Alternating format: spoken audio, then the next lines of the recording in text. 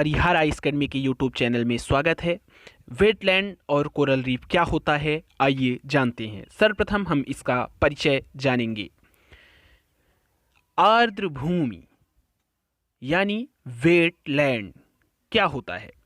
आर्द्र भूमि जलीय चक्र का महत्वपूर्ण हिस्सा होता है या इसे जलीय चक्र का महत्वपूर्ण हिस्सा माना जाता है। इसमें अत्यधिक उत्पादक पारिस्थितिकी प्रणालियां होती हैं। यह सांस्कृतिक विरासत का आधार भी होता है। आर्द्र भूमि में शामिल क्षेत्र: नमी, पीठभूमि या दलदली भूमि वाले क्षेत्र, प्राकृतिक या मानव निर्मित जल भराव क्षेत्र, ताजा, खारा या लवड़ी जल जिसके अंतर्गत समुद्री जल जिसकी गहराई ज्वार की स्थिति में 6 मीटर से अधिक ना हो, आर्द्र भूमि के अंतर्गत शामिल होते हैं। आर्द्र भूमि में क्या शामिल नहीं है, आइए जानते हैं।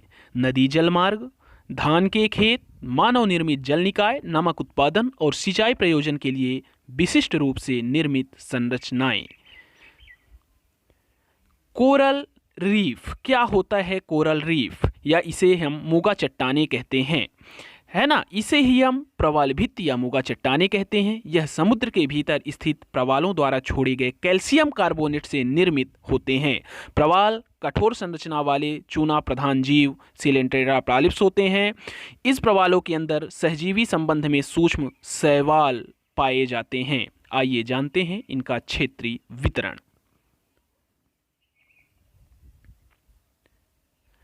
आर्द्र भूमि का क्षेत्रीय वितरण हाल ही में घोषित 10 आर्द्र भूमि क्षेत्रों सहित भारत में अब 37 रामसर साइट्स यानी रामसर कन्वेंशन या आर्द्र भूमि क्षेत्र का वितरण निम्नानुसार है।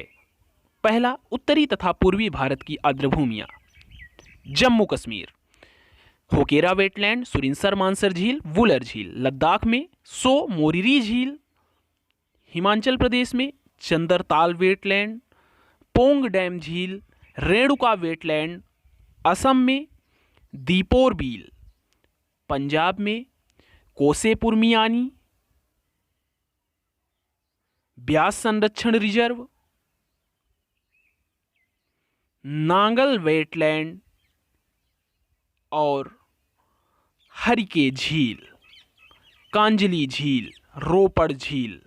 मणिपुर में लोकटक झील, त्रिपुरा में रुद्रसागर झील। अब बात करते हैं उत्तर प्रदेश की। नवाबगंज पक्षी अभ्यारण्य, इसे 2020 में ही घोषित किया गया। पार्वती आगरा पक्षी अभ्यारण्य 2020 में घोषित।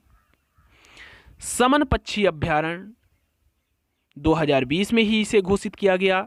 समसपुर पक्षी अभ्यारण्य, सांडी पक्षी अभ्यारण्य, सरसई नवार झील,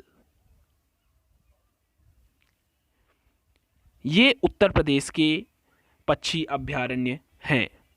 ऊपरी गंगा नदी उड़ीसा, भितरकनिका मैंग्रोव, चिल्का झील पश्चिम बंगाल के। पूर्वी कलकत्ता वेटलैंड, सुंदरबन वेटलैंड। मध्य एवं पश्चिम भारत की आर्द्र भूमियाँ: महाराष्ट्र की नंदूर मधमेश्वर, इसे 2020 में घोषित किया गया। मध्य प्रदेश में भोज वेटलैंड, राजस्थान में सांभर झील, केवलादेव घाना नेशनल पार्क, गुजरात में नल सरोवर पक्षी अभ्यारण्य। दक्षिण भारत की आर्द्र भूमियाँ: आइए हम जानते हैं। आंध्र प्रदेश की कोल्लेरू झील, केरल में अष्टमुडी वेटलैंड, सस्थमकोट्टा झील। वेम्बनाड कोल वेटलैंड भारत का सबसे बड़ा वेटलैंड वेम्बनाड को ही माना जाता है। तमिलनाडु में पाइनकरार। कोरल रीफ क्या होते हैं? भारत में प्रमुखतः निम्न क्षेत्रों में मौजूद होते हैं। ये अंडमान और निकोबार द्वीप समूह में पाए जाते हैं, कच्छ की खाड़ी में पाए जाते हैं, लक्षद्वीप में पाए जाते हैं, मन्नार की खाड़ी में पाए जाते हैं। ग्लोबल वार्मिंग का आर्द्र भूमि एवं कोरल पर प्रभाव। ग्लोबल वार्मिंग के प्रभाव से मौसम में अनियमित परिवर्तन, बाढ़, सूखा जैसी भयावह स्थितियां निर्मित हो जाती हैं।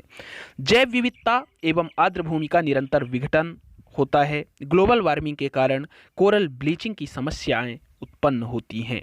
कोरल ब्लीचिंग प्रवाल विरंजन कोरल ब्लीचिंग क्या होता है? जब तापमान, प्रकाश या पोषण में परिवर्तन के कारण प्रवालों पर तनाव बढ़ता है तो वे अपने ऊतकों में निवास करने वाले सहजीवी सूक्ष्म शैवालों को अपने से अलग कर देते हैं। इसे ही कोरल ब्लीच कहते हैं। इस कारण प्रवालों का सफ़ेद रंग में परिवर्तन हो जाना कोरल ब्लीचिंग या प्रवाल रंजन कहलाता है। आर्द्रभूमि संरक्षण एवं प्रबंधन नियम 2017, इसमें कुछ नियम बनाए गए हैं इसके संरक्षण से, जो निम्नानुसार हैं। आर्द्रभूमि प्राधिकरण द्वारा बुद्धिमत्तापूर्ण उपयोग के अनुसार आर्द्रभूमि का संरक्षण एवं प्रबंधन। आर्द्रभूमि में निम्न क्रियाकलापों का निषेध: अतिक्रमण, गैर आर्द्रभूमि उपयोग हेतु परिवर्तन, नए उद्योग स्थापित करना या विद्यमान उद्योगों का विस्तार करना, उद्योगों, शहरों, कस्बों, मानव बस्तियों से निकलने वाले ठोस अपशिष्ट का निस्तारण और अवैध शिकार। केंद्र सरकार द्वारा प्रत्येक राज्य में राज्य आर्द्रभूमि प्राधिकरण का गठन। नए नियमों में वेटलैंड प्रबंधन के प्रति विकेंद्रीकृत दृष्टिकोण, इससे क्षेत्र विशेष आवश्यकताओं को पूरा किया जा सकेगा और राज्य अपनी प्राथमिकताओं को निर्धारित कर सकेंगे। ज़्यादातर निर्णय राज्य के आर्द्रभूमि प्राधिकरण द्वारा, जिसकी निगरानी राष्ट्रीय वेटलैंड समिति द्वारा की जाएगी। अन्य बिंदु आइए जानते हैं। भारत आर्द्रभूमि संबंधी रामसर कन्वेंशन 1971 का हस्ताक्षरकर्ता देश है। भारत अपने अधिकार क्षेत्र के भीतर सभी आर्द्रभूमियों के संरक्षण और बुद्धिमत्तापूर्ण उपयोग के लिए प्रतिबद्ध है। सुंदरबन डेल्टा, जो कि पश्चिम बंगाल में है, इसे 2019 में रामसर साइट्स के अंतर्गत आर्द्रभूमि के रूप में संरक्षित किया गया है। पलाऊ 2018 में केमिकल युक्त सनस्क्रीन पर प्रतिबंध लगाने वाला विश्व का पहला देश बना। 1 जनवरी 2020 से इसमें प्रतिबंध लागू हुआ है। ये केमिकल्स कोरल लीफ एवं समुद्री जीवन के लिए नुकसानदायक होते हैं। अगर आपको यह हमारा सेगमेंट पसंद आए तो वीडियो को लाइक करें तथा चैनल को सब्सक्राइब कर लें और जितना हो सके उतना शेयर करें। धन्यवाद।